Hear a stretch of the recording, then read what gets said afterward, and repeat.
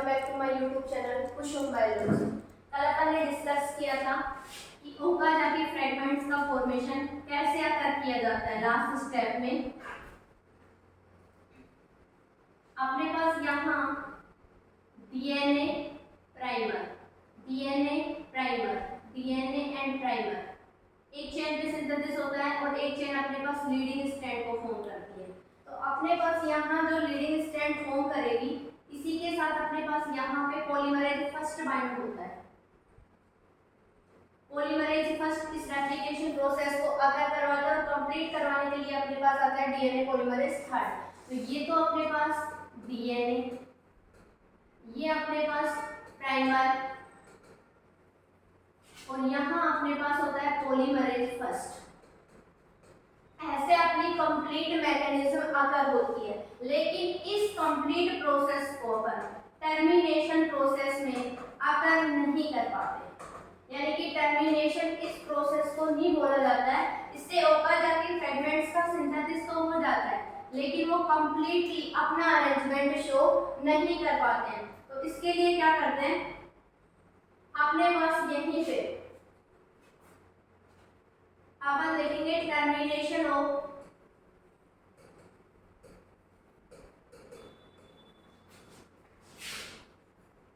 Replication in prokaryotes. अपन ने क्या किया, ori, beta clamp, gamma clamp loader, helicase अपनी मैटिंग करवाया, उसके बाद DNA polymerase third and tau protein complete mechanism को अकर करवाने के बाद अब अपनी नेक्स्ट प्रोसेस के अकॉर्डिंग अपन ये देखते हैं वहां ओकाजाकी फ्रेगमेंट्स का सिंथेसिस तो हो जाता है क्योंकि डीएनए पॉलीमरेज थर्ड भी है और साथ में डीएनए पॉलीमरेज फर्स्ट भी है। इसके लिए अपने पास क्या होता है, हेलिकेज अपनी प्रॉपर मैटिंग के साथ, हेलिकेज अपनी प्रॉपर मैटिंग के साथ ऐसे बाइंड रहता है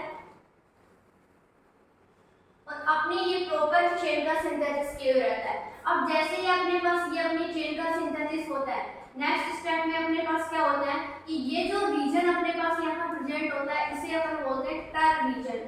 टर रीजन का मीनिंग होता है यहाँ टर्मिनेशन रीजन। तो टर्मिनेशन रीजन पर अगर होने पर नेक्स्ट स्टेप में अपने पास यहाँ आती है टच प्रोटीन। और टच प्रोटीन क्या फंक्शन करेगी, टच प्रोटीन क्या होती है, बाइंड होती है टर रीजन के साथ। कि टच प्रोटीन जो है वो एक्टिविटी रखती है इस टर रीजन के साथ बाइंड होने की। केवल टर रीजन के साथ कौन बाइंड हो जाती है, टच प्रोटीन। टच प्रोटीन इसकी जैसे ही मैटिंग करवा देगी, अब अपने पास नेक्स्ट स्टेप में क्या होता है कि यहाँ पे फिर से अपने पास टर प्रोटीन आती है। लेकिन अब वो जो टर प्रोटीन है वो टर रीजन के साथ, यहाँ टर रीजन होता है अपने पास, यहाँ अपने पास होती है टर प्रोटीन और ये अपने हेलिक्स कंप्लीट होते हैं और यहाँ अपनी चेन के पास वही हेलिकेज रहता है और यहाँ भी अपनी चेन के पास हेलिकेज रहता है। और यहाँ से अपनी बॉन्डिंग को कंप्लीट यहाँ मेंटेन रखने के लिए ये अपने पास क्या रहती है, टच प्रोटीन। तो इसे अपन बोलते हैं टच प्रोटीन, इसे बोलेंगे टर प्रोटीन। ये हेलिकेज अपने पास, तो दो मेन प्रोटीन है, टर protein and touch protein. Helicase है, ये दोनों ही क्या काम करेंगे नेक्स्ट स्टेप में अपने पास, हेलिकेज को कंप्लीटली मेल्टिंग प्रोसेस को अगर करवा देगा। अब जैसे ही मेल्टिंग प्रोसेस कंप्लीट होगी, टच प्रोटीन क्या करती है, रिकॉग्नाइज द टर रीजन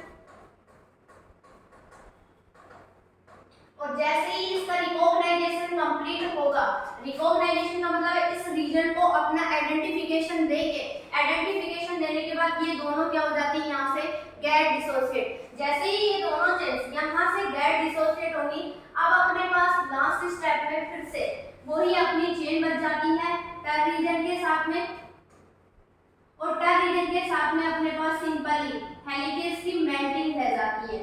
तो हेलिकेज की मेल्टिंग रहने के बाद उसे डायरेक्टली यहाँ डिटेक्ट करना पॉसिबल नहीं होता और अपने पास लास्ट स्टेप में अपने एक प्रॉपर वे में यहाँ तो अपने पास प्राइमर प्लस में DNA, DNA primer polymerase first, DNA primer polymerase first, DNA primer and polymerase first bind completely यहाँ बाइंड होने के बाद अब ये प्रॉपर वे में क्या करते हैं, ओकाजाकी फ्रेगमेंट्स का फॉर्मेशन कर देते हैं। ऐसे ही यहाँ होगा चेन में प्राइमर का सिंथेसिस और यहाँ अपने पास ओकाजाकी फ्रेगमेंट्स बनते हैं।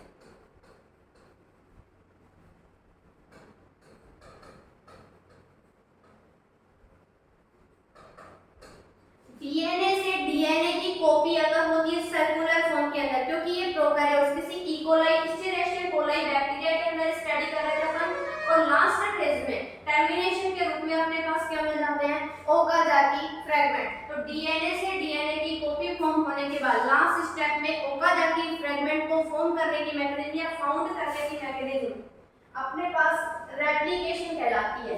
अब अपन देखें रिमूवल मैकेनिज्म।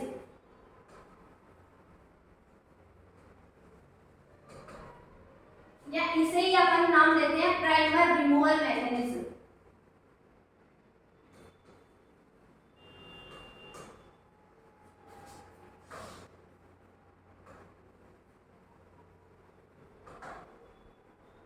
ये primer removal replication in eukaryotes में पढ़ेंगे अपन। रिमूवल मैकेनिज्म के थ्रू अपन सबसे पहले देखिए यहाँ डीएनए पॉलीमरेज फर्स्ट फंक्शन करता है कि जो डीएनए पॉलीमरेज फर्स्ट है वो कैसे बाइंड होके होता क्या है इसके अंदर कि डीएनए पॉलीमरेज फर्स्ट के अंदर केवल डीएनए सिंथेसिस की एक्टिविटी बढ़ जाने के कारण 3 प्राइम OH पर जो प्राइमर सिंथेसिस होगा, यानी कि कई बार अपने पास बहुत लार्ज चेन बनी हुई होगी और यदि उन न्यूक्लियोटाइड्स के अंदर कोई एक ऐसा न्यूक्लियोटाइड हो जो रॉन्ग सीक्वेंस के अंदर बाइंड होता है आपस में, तो उसे सही प्रॉपर वे में कैसे स्टडी की जाती है।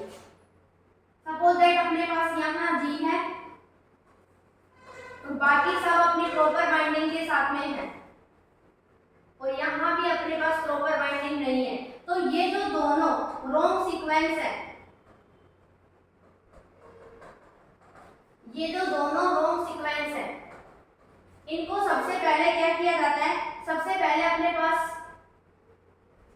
यहीं पे प्रोसेस करवाई जाती है कि यहाँ से इनकी प्राइमर को एक डायरेक्शन अपनी 5 प्राइम टू 3 प्राइम अगर होगी and another direction 3 prime to 5 prime अगर होती है। अब जैसे ही अपने पास यहाँ डीएनए पॉलीमरेज फर्स्ट बाइंड होगा, वो क्या करेगा, इसको डीएनए के अकॉर्डिंग, क्योंकि अपने पास 5 prime to 3 prime 3 prime to 5 prime यहाँ से बॉन्डिंग टूटेगी। टूटने के बाद क्या होता है कि अल्फा और डेल्टा दोनों ही पॉलीमरेज यहाँ बाइंड होंगे और यहाँ प्राइमर सिंथेसिस करने लग जाएंगे, यानी कि इसके ऊपर 3 प्राइम रह जाएगा और ये फिर से 5 प्राइम पर स्टार्ट हो जाएगी। और हमें पता है 3 प्राइम पर कौन रहता है, OH, और OH से ही यहाँ पे प्राइमर का सिंथेसिस होता है। प्राइमर का सिंथेसिस जैसे ही हो जाएगा, अपने पास यहाँ आएगा डीएनए पॉलीमरेज और वो भी फर्स्ट। यहाँ भी ऐसा ही होगा, यहाँ से चेन टूटेगी, यहाँ 5 प्राइम पर रह जाएगा फॉस्फेट, इस 3 प्राइम पर रह जाएगा अपने पास OH। ऐसे ही इनकी प्रॉपर बाइंडिंग करवाने के लिए जो फॉस्फेट ग्रुप है वो और OH ग्रुप है अभी, इन दोनों के बीच में निक फॉर्मेशन अगर होता है। निक फॉर्मेशन अगर होते ही यहाँ डीएनए पॉलीमरेज फर्स्ट आएगा और वो फॉस्फोडाइएस्टर बॉन्ड को फॉर्म कर देगा। जैसे ही फॉस्फोडाइएस्टर बॉन्ड फॉर्म हो जाएगा, लास्ट स्टेप में अपने पास डीएनए लाइगेज आएगा और जैसे ही डीएनए लाइगेज आएगा, अपने पास प्रॉपर वे में, यानी कि अपनी चेन है AGCT ATGCT और इसी के एंटी TCGATACGA,